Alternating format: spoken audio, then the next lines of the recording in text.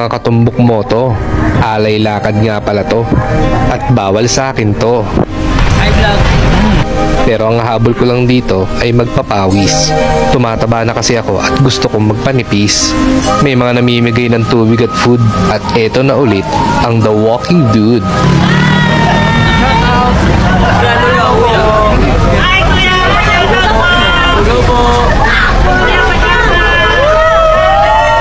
Lumapit si ate ganda sa akin.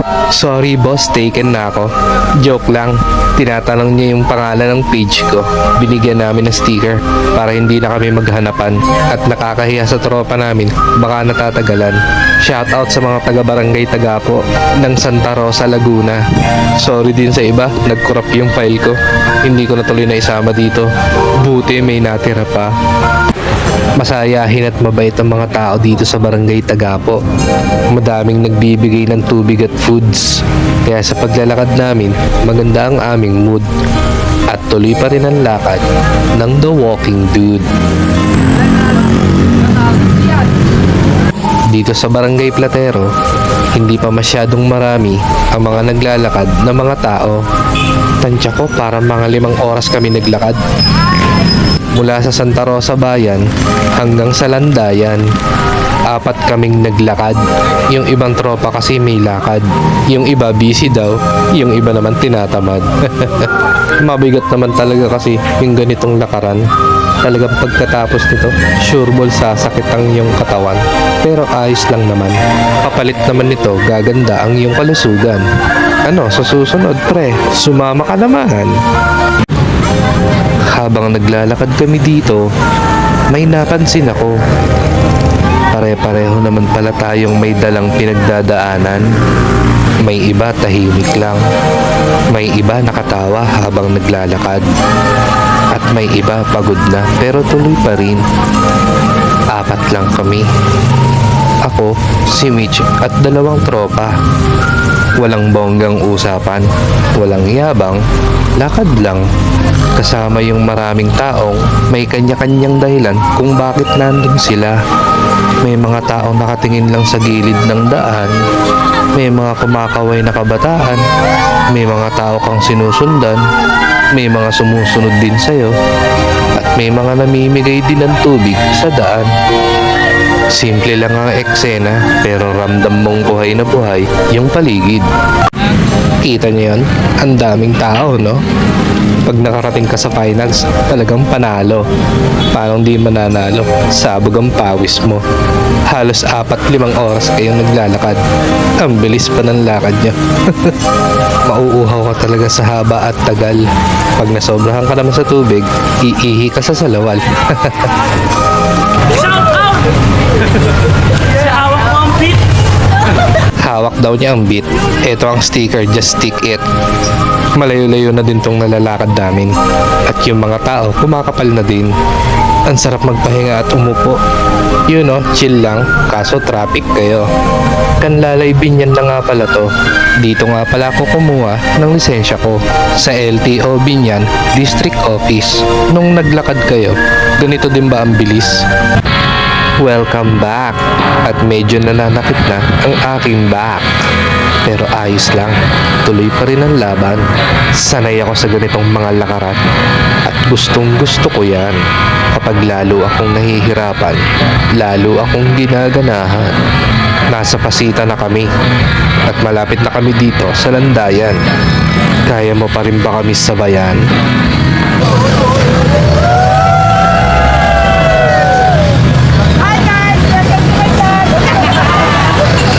Hindi pa talaga ito ang pinakamahirap na parte. Huwag ka nang sumubok dahil di pwede dito ang maarte. Nakikita mo ba yung linya na yan? Hindi kami pumila dyan at dito na talaga kayo magkakasubukan. Ho, magnificent! Sa parting ito, iba-iba na ang aming mga set. Pero entrance pa lang yan. Wala pa tayo sa kalingkingan ng ating pupuntahan. At patikim pa lang yan mga kaibigan ng ating mga susunod na sagupaan. Sorry, lakaran pala. Diyan sa may bandang kanan, iba yung pila. Sila yung mga rerekta ng simbahan. Sa kaliwa naman, yung mga iikot lang. Wala akong kaalam-alam sa mga oras na to. Dahil sa bandang dulo, kumpulan pala ang mga tao. Akala ko pagdating namin dito, madali lang to. Hirap pala dumaan dito. As you can see, makakadaan ka lang pala ng mabilis pag emergency. Nung nandito ka na, hindi ka ba nagsisi? Iyak tawa talaga. Habang palapit kami sa simbahan, ipit na din kami dahil sa siksikan. Parang finals ng bayan. Akala namin, chill walk lang ang laban. Yung pala cardio, tulakan at survival ang daan. Parang mga zombie na nga kami dyan. Pagdating namin dito sa harapan ng simbahan, biglang naging sardinas sa gitna ng kalsada ang samahan. Habang umaandar ang prosesyon, pausod-usod din ang aming emosyon. Minsan, isang hakbang abante, tulo pawis, hinga malalim, parang ang sarap magkape. 3 minutong tayuan sa gitna ng bayan na para bang rebulto sa sementeryo ng kawalan. Sa pagkakataong ito, napaka-traffic at usad pagong. Kulang na lang mangga dahil hindi mo na alam kung sino ang amoy bagoong. Pero solid pa rin mga dude. Kahit siksikan, masaya pa rin kahit nakakapagod. Dito ang daming mga pagod. Iba pa rin yung feeling na kasama mo yung mga taong game sumabay sa trip at lakaran kahit nakakangalay.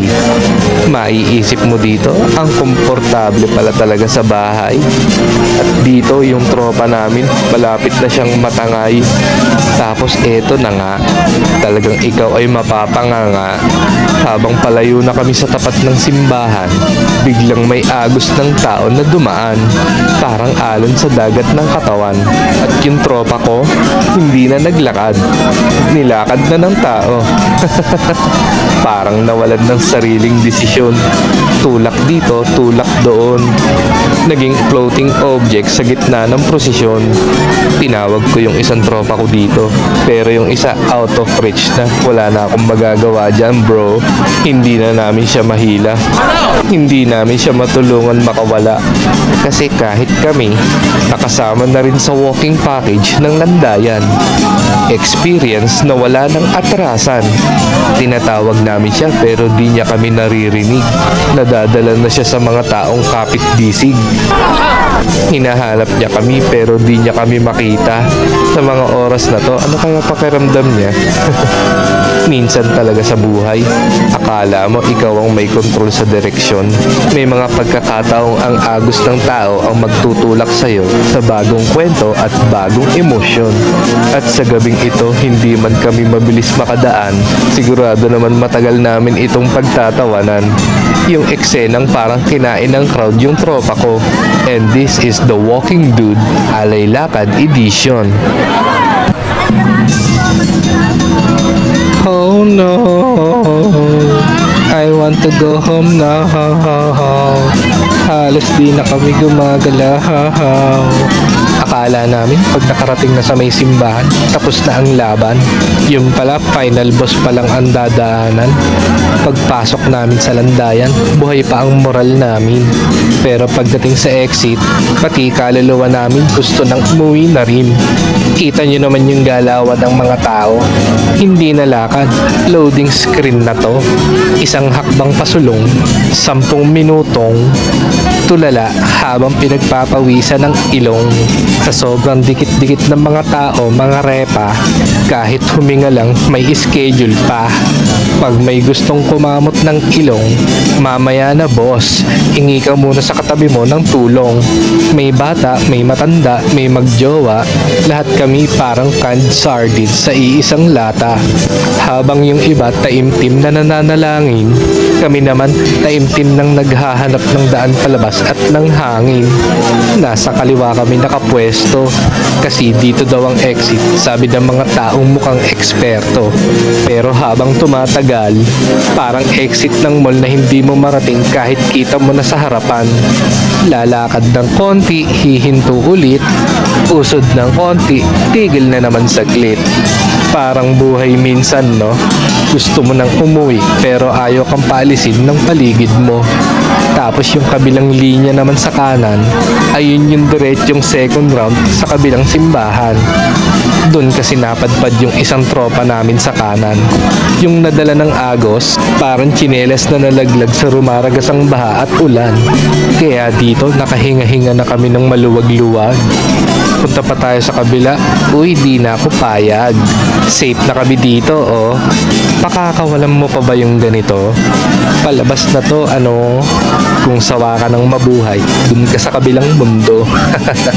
Hinintay na namin yung tropa namin dito. Nag-alala din kami, baka kasi dun siya dumiretso. Pero bandang huli, nakalabas din kami lahat ng buhay at kumpleto.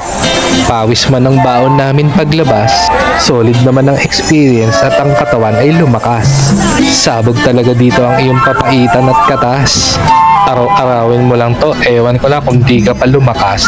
At sa wakas, Boss, dito tayo palabas. Salamat po. salamat at nakalabas na din kami.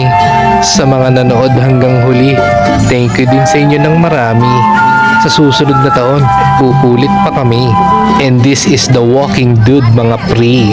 Alay lakad, finale.